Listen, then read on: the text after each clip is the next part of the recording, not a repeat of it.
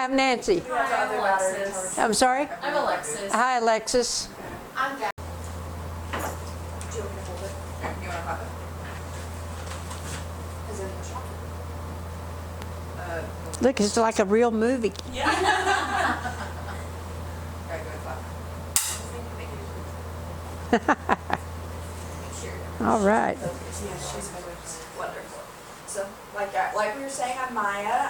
I'm one of the student researchers working on the grant.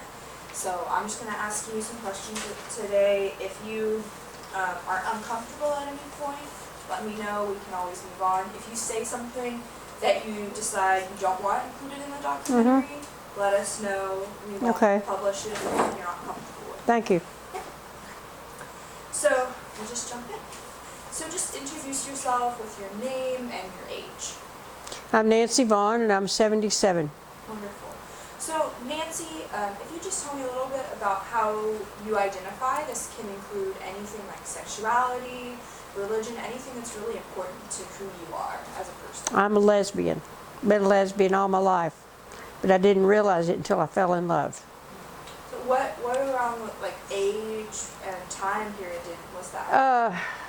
It was in the late 60s, and that's.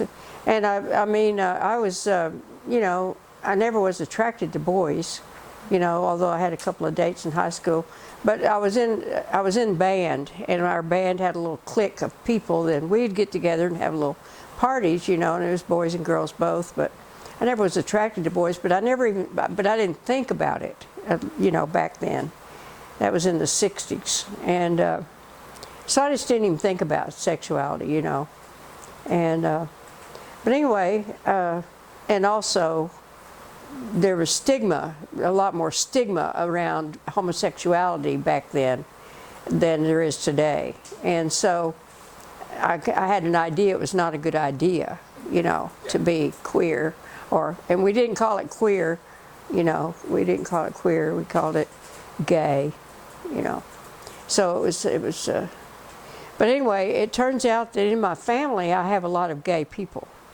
And so tell me more about that, how it influenced. Well, my cousin Bobby June, she got kicked out of TWU for some kind of unnatural activities, and her parents made her go to counseling to cure her, you know, and so she eventually got to go either back to TWU or some other school, and she fell in love with a woman, and anyway, after she graduated, and they started hanging out, and then her brother Bud, he got married, had a little boy, and then he realized he was gay, and so they got divorced. And then his son Kendall grew up, and he turned out to be gay too. Okay, so Alice and Bobby and Bud and Phil, they would always travel a lot together, and so at one point they decided that Bobby June and Bud's partner Phil would get married, and they actually got married and had a church wedding and everything, just to try to cover up. This was way back in the 50s probably by this time. She's 12 years older than me. Okay, so anyway, they got a divorce, and then one time it turned out Kendall turned out to be an alcoholic, and he started living out there at the farm with Bobby June and Bud's parents. And one time he came to the farm with some kind of gay literature that he stuck in a drawer or something, and it caught his grandmother's eye. And when Bobby June went to the farm one time, she said, "Bobby, I think Kendall might be gay." And Bobby June was just so tired of all the years of trying to cover up, even going to the lengths of getting married to a man and all that sort of thing. She said, "Oh, Mother, we all are." And anyway, but her brother didn't ever know that, and he went to his death thinking that his parents didn't know he was gay, and he was the nelliest guy you would. But anyway, you know, those people were my role models. They were. Bobby and Alice were in a 47-year relationship before Alice died. Bud and Phil were in a 64-year relationship before Bud died. You know, they were my role models. So there's and also there was another cousin that I didn't know, chick, he was also gay. So I've got a lot of gay genes in my family. Yeah. Well, that's wonderful that you had those role models. Yes, yes, yeah, yeah. Well, thank you so much for sharing that. It's wonderful. So what would you say your role in activist organizations has been during your life? In activist organizations, well, I've always been, wanting to support women in all activities, and I go to demonstrations. I used to sign petitions and things like that, but it turns out that when you sign petitions online, you generate a lot of spam emails and all that.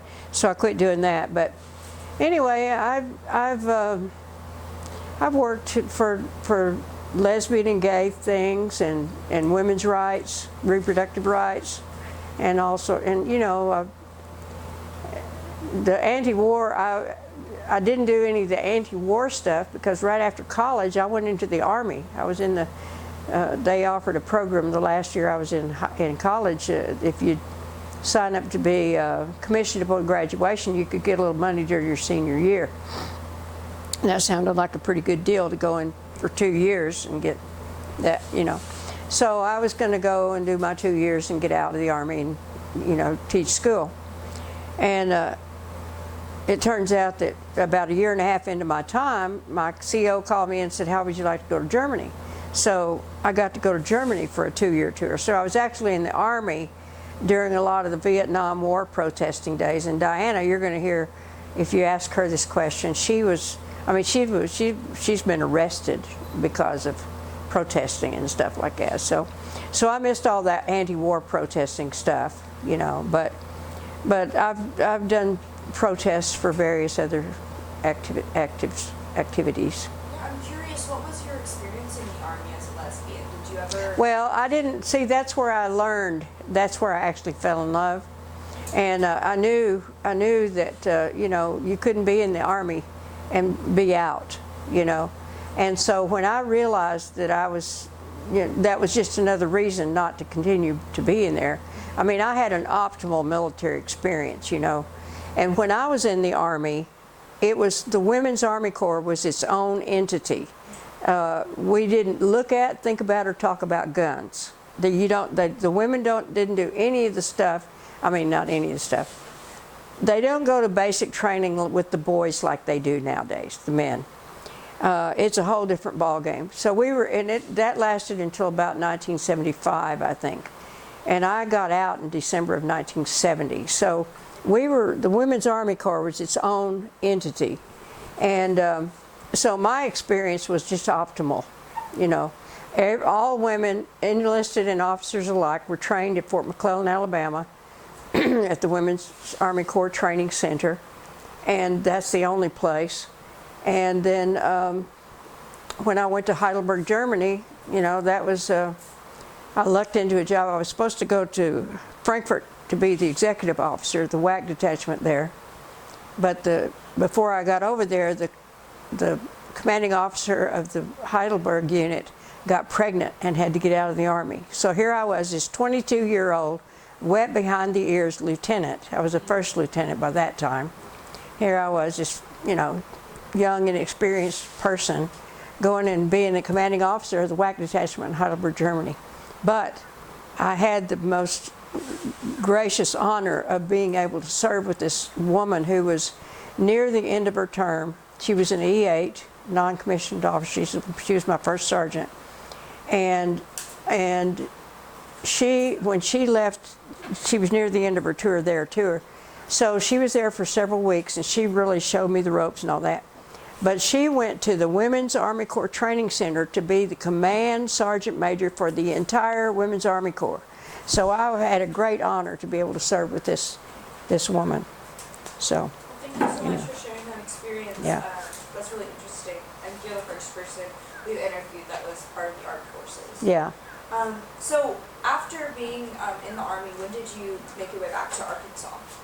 Well, I came back in December of 1970, and my mom lived in Rogers, where I grew up, just north of here. And so I stayed at my mom's house, and it was in the middle of a school year. And so what do? You start a graduate so I went to graduate school. The next semester I started my master's at the University of Arkansas. And then in the fall of 1971, I was able to get a job teaching physical education over at Bentonville, where I stayed for 5 years. And when you were here during were you here during the 80s as well? Later in, you were here from the 70s? Yeah, I came back to Arkansas, and I mean, I've always lived in Arkansas except when I was in Germany. Okay. And I grew up in Rogers, and well, I mean, I came here when I was 11 from West Texas. Okay, so, but anyway, otherwise, Rogers. And I mean, I call myself a born-again Arkie because I love Arkansas. And so wherever I go, I will always come back. Okay, so I came back in 1970, and I taught in Bentonville for 5 years. And then I had fallen in love with somebody who was going to school in Central Arkansas, so I quit my really good job in Bentonville, went to Little Rock to be closer to her, and went there without a job.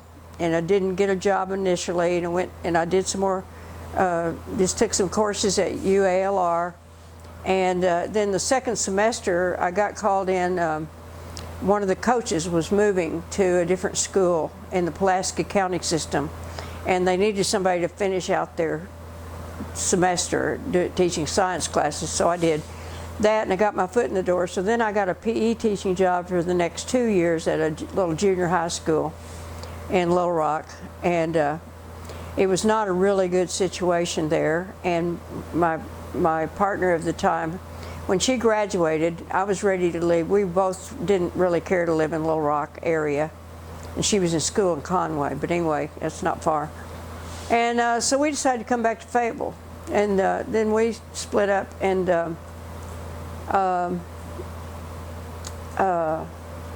so I've just lived in Fayetteville from then. I came back in the fall of '79, and I only interviewed for one teaching position, which I didn't get and didn't want. And so I thought, well, what am I going to do now? Yeah. And I called, and I had an interest in woodworking, and so I called all the cabinet makers in the Yellow Pages to see if anybody would teach me how to make cabinets. And a general contractor called me and said, well, we make cabinets, but have you thought about being a carpenter's helper? Because they had this 19-year-old boy who wouldn't go up on a ladder. And so they needed somebody who would go up a ladder, so I did. So I ended up working for him. And I worked for him for a couple of years. And then one of my college friends that I'd connected with in Little Rock said, hey, and she knew I'd gotten into construction. And winter work was always an iffy thing, you know. And so she said, hey, I know somebody who goes tree planting in the winter and makes money. Let's go tree planting. So I built me a little camper on the back of my little Forestry Service pickup that I had bought. And off we went to tree planting from December to April. And so I did that for 3 seasons. And the first time I came back, my boss had moved, you know, so I couldn't work for him anymore. So I had to start picking up jobs on my own.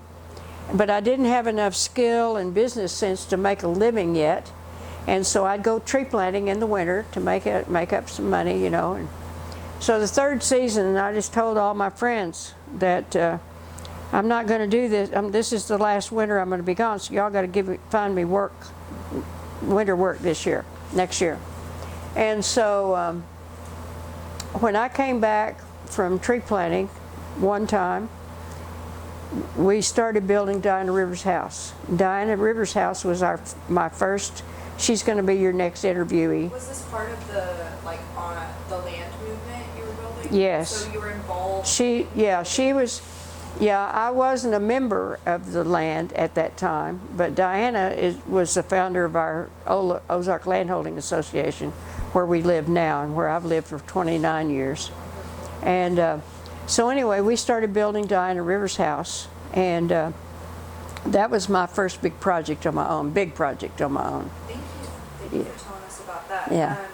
So you weren't initially involved in the land movement, but was building Diana Rivers' house kind of how you got introduced to it, or were you introduced? No, I just knew her because of that. And see, I was at tree planting when she'll tell you about calling a meeting to see if there were any women who wanted, lesbians who wanted to live on land, buy land together and live on land. Okay, well, I was not around for that meeting and didn't know anything about it, but one of my friends who had moved to Eureka knew about the land at Whippoorwillow, which is the land that happened over by Eureka Springs. And she said, hey, you got to come do this. And so I joined Whippoorwillow without knowing anything about the meeting or anything. And so I joined that land. And I would be in Fayetteville, and I would hear women saying, ooh, I love being at the land, you know. And I just wasn't feeling that by going to Whippoorwillow, because it was just down this long gravel hill, and then you had to ford the creek a couple of times, and there was just this little bitty open place with a few old wooden barns and outbuildings and that sort of thing, and it just no views anywhere. And anyway, there was just so few of us, and it seemed like our meetings were always frustrating. And anyway, it wasn't being a very fun experience for me over there. And my friend who had told me about it, she and Kate had fixed up the barn and lived in the barn loft for a month, and then they decided it wasn't their cup of tea, so they bailed right away. Okay, so then I started working, because of my construction stuff, I started working out through the White River Valley, which is the way we drive to our land, on out past our land to St. Paul. I started working out there. And then I got to do a little job on the land where I live now.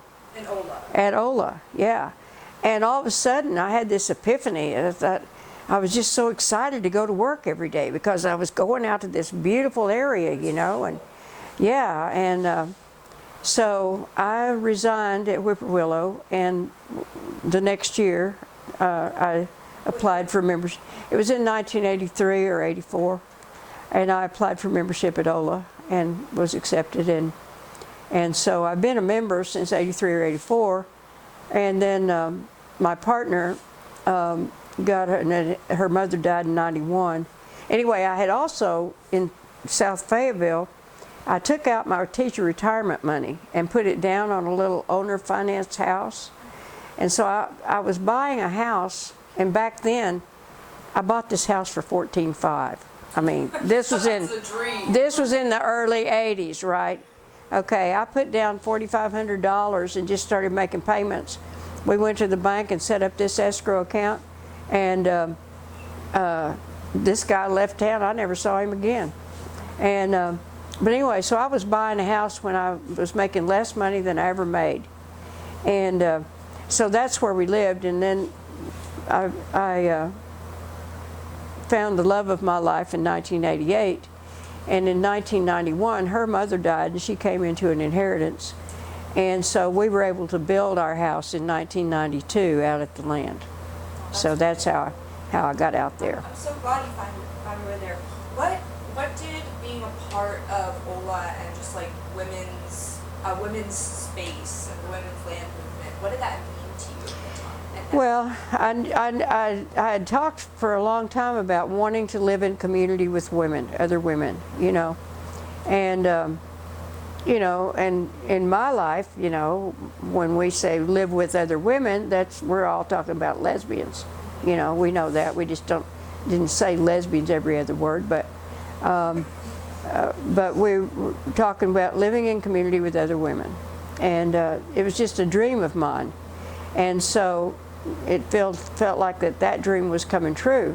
And the Whippoorwillow one, you know, it was a beginning, but it was not the dream part, because the land didn't speak to me.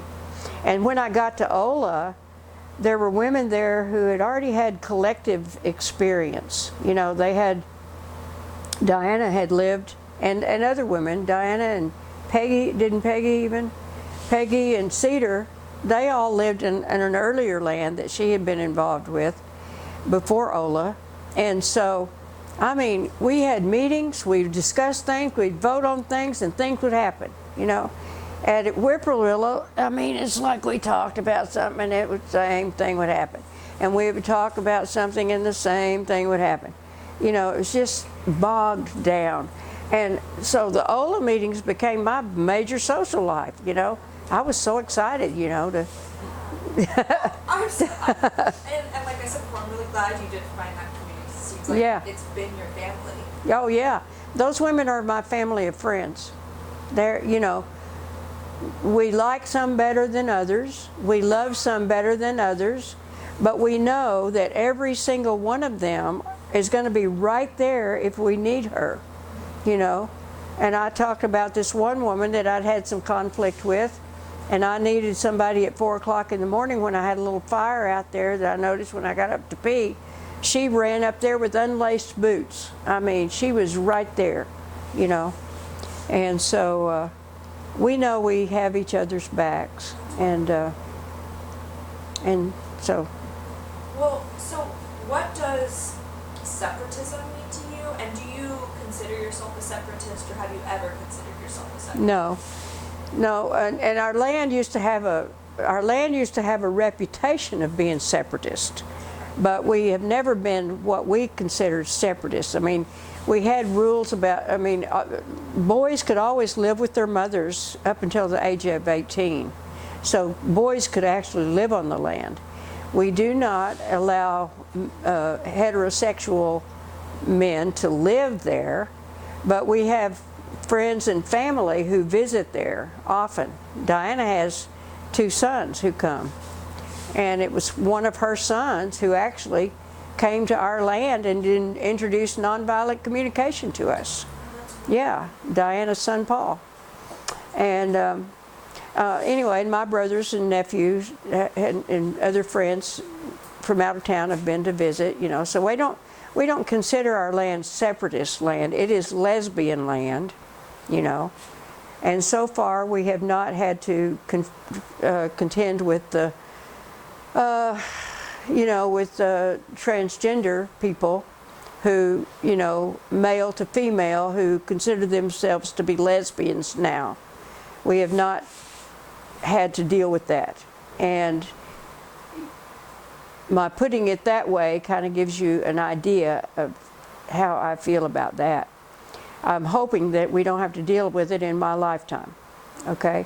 Because I like to think of the women that to live on our lesbian land are women who were born as girls, brought up as girls, and they became lesbians, you know. So that's all I want to say about that. Okay. Well, thank you so much for sharing that and sharing that perspective with me. I appreciate it. So, so you kind of mentioned that you have male family members that visit, and now I've heard from some people that on OLHA or near OLHA there's some gay male, like a couple that lives there. So Michael and Charlie have been together for 43 years. No, they had their 50th. They had their 50th anniversary this year. And so you feel like gay men have a little bit more of a space in your community than maybe straight men do? Well, we invite them to events sometimes that are, you know, like Michael and Charlie have been to Thanksgiving. Thanksgiving has been, up until pandemic times, our big event. You know, we have 35 to 50 people in our main house, and we can seat 42 at table. And we buy a couple of turkeys, and somebody brings a ham, and then everybody else brings something to share.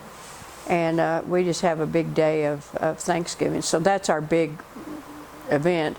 And so Michael and Charlie, and we have 2 other gay men who live in the neighborhood now too. And well, another couple I should say. And then there's Joey up on the hill. He's a gay man who's an Apache man. And they're our friends. They're all our friends. So. Thank you. Thank you so much. So moving to a little bit more general, what was kind of the political or social climate of Arkansas in like the 1980s and 90s towards women, towards lesbians, towards other people in the community? Well, you know, I think it was, you know, I think people were still kind of scared to be totally out a lot. And when I was a teacher, I definitely was not out. But when I got to start working in construction, I could tell the way that Rusty was good with lesbians because of the way he talked about the lesbian couple that lived above him. And so I came out to him, and then I decided to come out to my boss. And that was a very freeing experience for me, having been a teacher, you know, and been closeted. Although, you know, much of the time, you know, you can tell when somebody's gay or lesbian or whatever. And so I suspect that was true, but we just didn't. It was just one of those things. And then Bill Clinton was in there saying, and got the don't ask, don't tell policy and all that. But I have to tell you a funny little story about Spencer, my boss. So me and Spencer and Don were working on a little upstairs bathroom addition at a place. And Spencer was on his knees on the floor doing something near the doorway. Don was coming in to go over to the bathtub area, and I stepped back into this little alcove where we were going to put the water heater to wait for Don to go by, and because I was on my way out to get something. And so Don went by, and Spencer looked up at me, and he said, "You can come out of the closet now." And I said, "You don't know how grateful I am," you know, because it was just such a freeing thing to be able to be out, you know. And so anytime during that period of time, the 80s and 90s,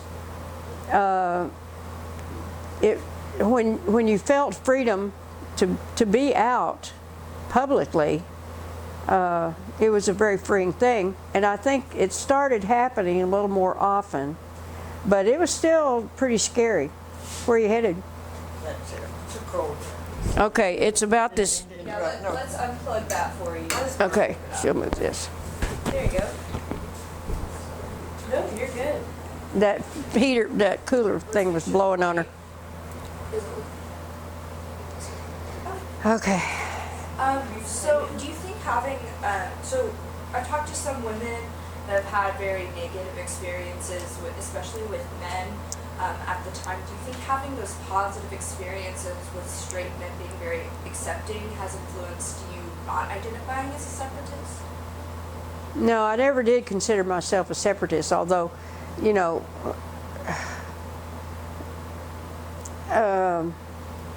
I think of a separatist as being somebody who never has anything to do with, wants to do anything to do with men, and professionally or personally or anything. You know, just because we don't allow men to live on our land, I don't consider that separatist. But anyway, let's say part of the question, I had something else to say, but I forgot. Just do you think that those positive Oh yeah, positive. experiences- Okay, I was very, very lucky with the men that I was in association with. Spencer had surrounded himself with the most wonderful crew of young men, and they were great. And I mean, I was making $3.75 an hour, and I was just having a blast, learning all these things, being a carpenter's helper. Was that a good amount for that time or low? Well, it was, you know, it was kind of low end of the thing back then. But still, and here I was making house payments, you know, of course, but they were in the $200 range, you know, a little over $200. So everything was cheaper back in the late 70s, early 80s. Okay, so, and 3 weeks after I got hired, he pulled me and Joey off, and we went to do a dining room addition on a house. And so I got to be, and I was his only helper. And so we got to do from the ground up right away, you know, so I was learning all these things.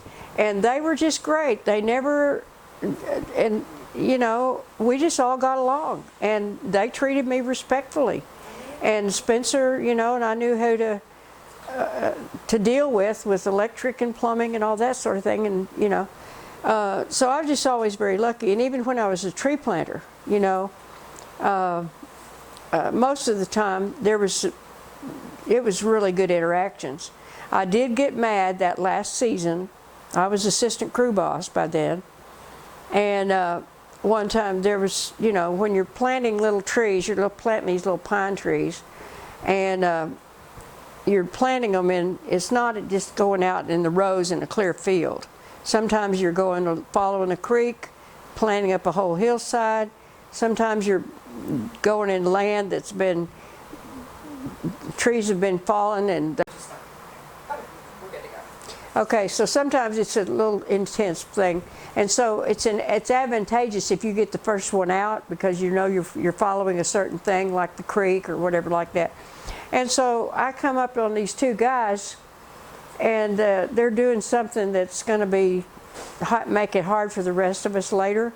And I said something about what they were doing, and Jim DeCara just said, "Charlie said we could," you know. And I got so mad, you know, and I said, "God dang it, if men can't find somebody else to screw, they'll screw their friends," you know. And I said, "I'm not going to work with men," you know. So I felt like a separatist then. But anyway, that was the only time that I can remember that, you know, some men made me so mad that I said, "I'm not going to work with men anymore," you know. And so whenever I was in construction, I hired women for helpers. I always hired women.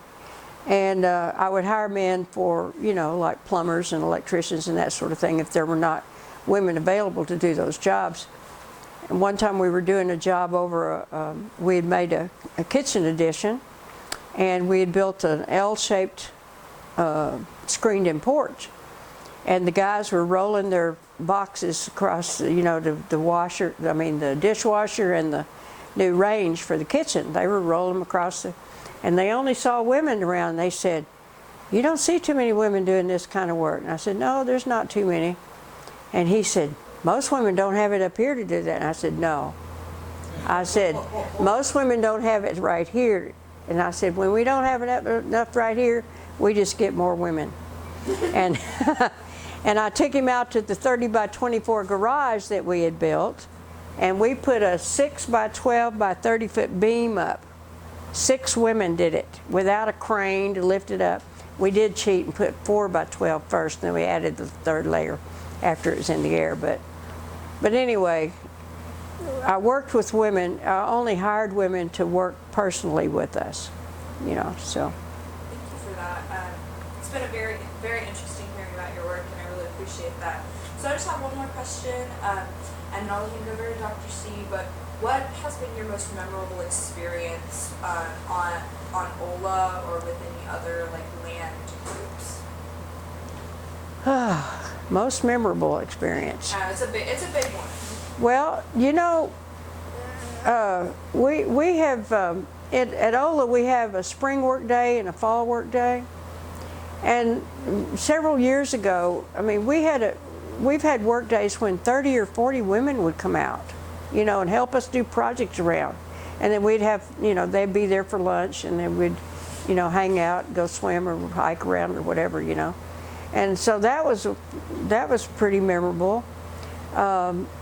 And our Thanksgiving gatherings, those are all memorable.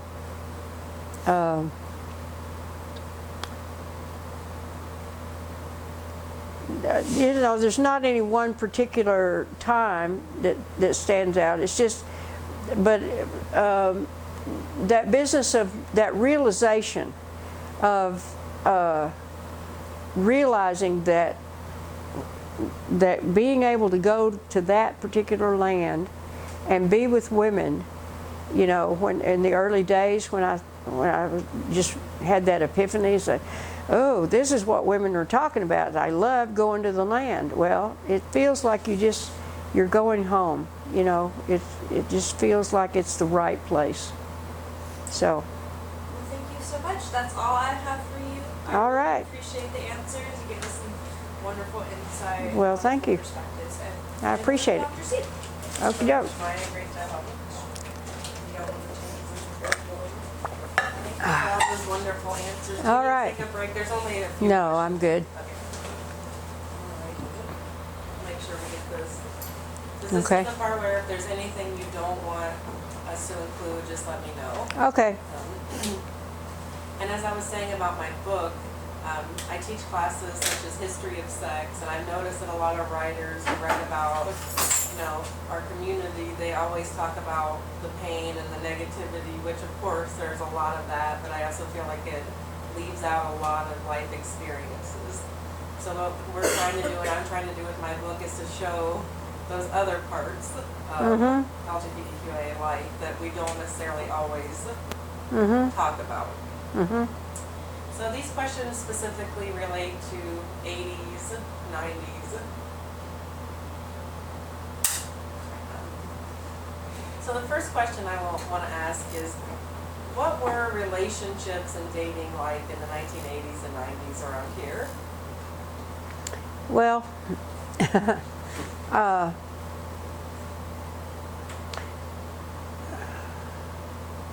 let's see, in the early 80s. In the 70s, late 70s. Yeah, late 70s, okay. I got involved with it.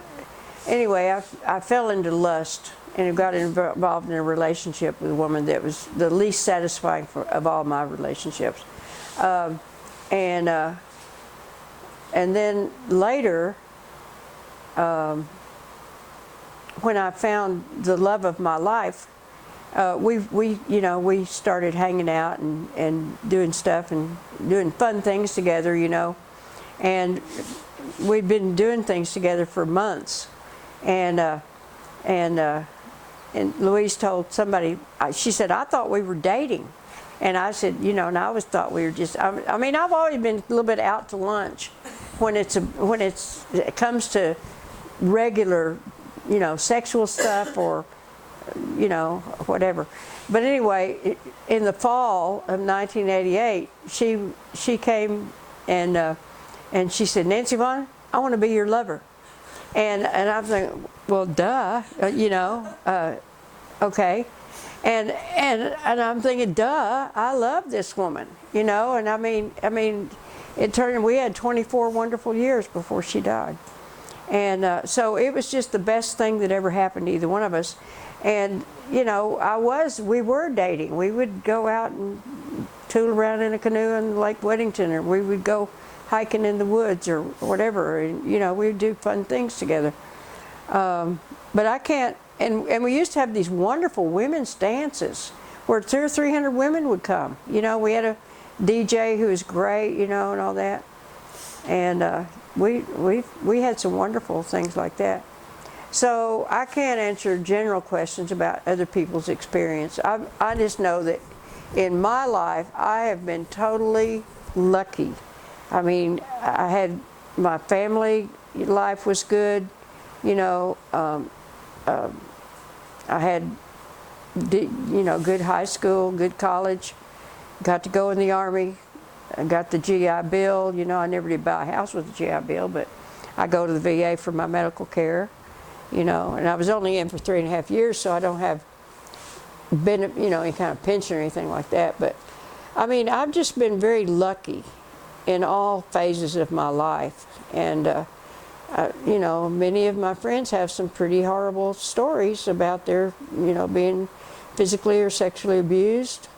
My partner, she grew up in a wealthy family, but her parents were not good parents. Her housekeeper, maid, cook Josie would have to pull her mother off of her when she was beating up on her, more than one time. So, I've heard lots of stories from other women, but I was very lucky in all my life.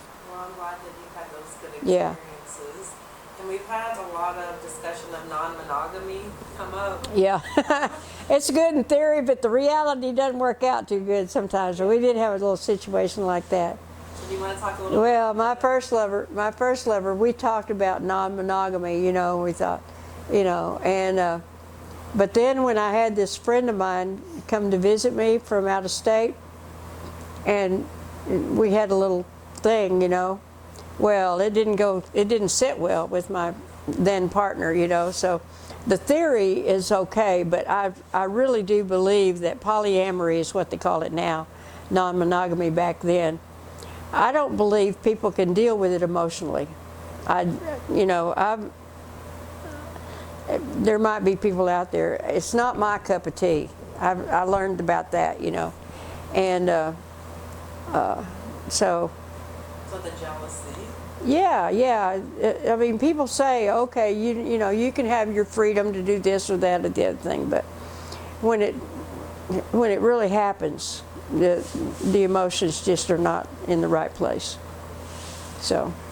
Thank you for that answer. Mm-hmm. And also, quite a few discussions of BDSM or kink have emerged. Did you have any interaction with the BDSM or kink community, or have any discussion? The what now? The BDSM or kink community, so like bondage, submission. Oh, well, there were some women in our community at one point, and one of my former lovers was later in a relationship, and I think one of the reasons we didn't last is because I was a little too vanilla for her.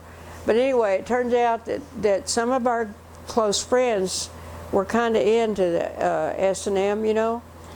And so Louise and I tried to learn about it, and we learned as much as we could, but it was just not, you know. And, you know, we went to the Michigan Women's Music Festival, and there's a section they call the Twilight Zone where those folks would be. And so it was around, but it's not my cup of tea or our cup of tea. Why do you think so many people in the women's movement at that time were attracted to those communities and were interested? What do you think the appeal was? I couldn't tell you. I mean, I can't, you know, I mean, they talk about having safe words and all that sort of thing, you know, but, you know, I just never could understand it, so why anybody would want to do some of the things that I saw. You know, wearing the little collars around, you know, and having a little leash or doing the little whipping things and all that. It's not, I just don't understand it. And it's, you know, I mean, I don't think that we talk about it much, you know. I mean, people's private lives are their private lives. And all the people that I know personally that we were friends with back then, they don't even live here anymore. So. Thank you so much. So, talking about the 1980s HIV/AIDS crisis, how did that impact you in any way, or what did you see or experience? Well, I mean, I was aware, of course, of AIDS, and I guess the most personal experience that we all had in our community was when one of our friends wanted to get pregnant, and she was doing it turkey baster style, and these two gay men would mix their sperm, and she would try to get pregnant, and she finally did. And it turns out that, and this was I think Amelia was born in 1985, and so this is in the early days of AIDS. Okay, and it turns out that they knew about they knew they were positive for a while before they told Mary Grace about it. And then she got tested and found out she was HIV positive. And I can remember we were at the women's retreat at Lake Fort Smith State Park that the Women's Project of Little Rock used to sponsor. And Mary Grace asked me and Louise to go out on the rocks, and she said, I want to talk to you about something. And so she told us that she was positive and that she was going to move to Washington, D.C., and so that she could get better treatment. And this is Amelia was a young child, three or 4 years old at this time. So Mary Grace did get AIDS, and she died when Amelia was 11. But Amelia never got it. So anyway, so that's how it affected us personally in our community. You know, we were all aware that there were a lot of people dying, many gay men, and the one of the two guys who turned out to be the biological father of Amelia, we could tell because of her characteristics and that, he actually died of AIDS. But the other guy, and he was an ER physician at the time, and so he quit, you know, when he found out he was HIV positive, he quit being an ER physician and he went back to school and he became a psychiatrist. So he didn't have to have any deal with blood and that. But he's still living today. And so the medicines, he was lucky, and the medicines have improved so much that he's still living today. So, but anyway, I didn't ever really do a lot of activism around AIDS, but that's how it affected us personally. Thank you for sharing that story. That's absolutely tragic. And I'm so Yeah. sorry that happened to your friend and Yeah. everybody involved. Yeah. And Amelia has grown up to be a young woman who's just the most wonderful young woman, and she has 3 little children now. So you keep in So, touch. yeah. Oh, I want to tell you one other story about little kids growing up in our community. In 1987, I became business partners with Cheryl Vaughn. We became Vaughn and Vaughn Construction. And we were Vaughn and Vaughn Construction until through the building of our house. And then she fell in love and moved to Missouri. But anyway, she died suddenly and unexpectedly in 2010.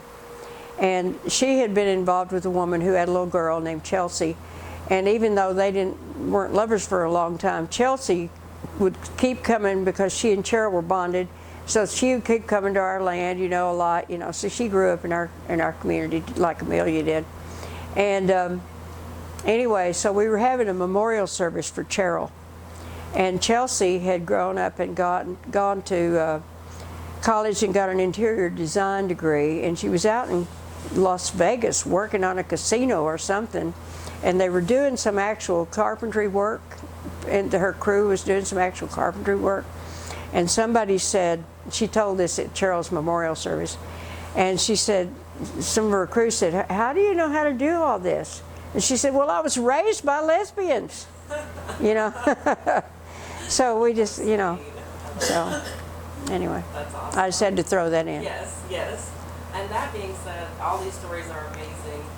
Is there any particular story or event that, like a funny dating story or fun story from the time you want to relay from anything you've experienced? Something that sticks out to you? Let's see. Well, Louise made me laugh about every other day. No, she was very funny. Well, one time I was having lunch with a friend down in Fayetteville, and I needed something out of my car, so I went across the street to my car, and this young woman approached me. She said, "You're a lesbian, aren't you?" And I said, "Yeah." Anyway, she was looking for something, you know, I don't know. But anyway, a funny story. Can you think of a funny story, Dinah? I don't know. If not, it's okay. Diane's hearing all the questions in advance, so you have a leg up on everybody else who's been interviewed. Yeah. You get to think about it, but so that concludes my questions. But Okay. I wanted to know if there's anything you'd like to add, anything you want us to know. Well, I thought you know, since this y'all found Spinster Haven, I thought you would be asking some questions about Spinster Haven, but maybe you already know the history of that. And Diane and I are a couple of the founding mothers who were at the retreat when we started talking about having something like this. And so this has turned out, this elder tree has turned out to be the urban facility. And we had a rural facility for many years that just didn't work out. But it gained a lot of money. I mean, we bought land for pittance, you know, back then, and then they sold it for about 4 or 5 times what we paid. So we're able to buy this place. And so I think it's working out pretty well. So what then would you say is the legacy of Spinster Haven? Well, the legacy now is that we have this, this is a women's community event center, and all women are welcome to come here, lesbians, transgender women, or straight women. You know, this is a women's community event center, and so we're all allowed to be here. And Spinster Haven is it was born of, you know, all the women who were involved at the time were lesbians, but other women can be members of Spinster Haven, but and we want it to remain a women's organization, so men won't, you know, be allowed to be members. But men can still rent space here if they want to have a meeting or whatever. They can still rent space, you know. And yeah, we've heard a lot about the land and then, you know, moving to town. But yeah, if there's anything else you want to add about being the founders, that'd be awesome. Well, I think there used to be a lot of women on the board. You know, they said we were going to start to have always 13 women.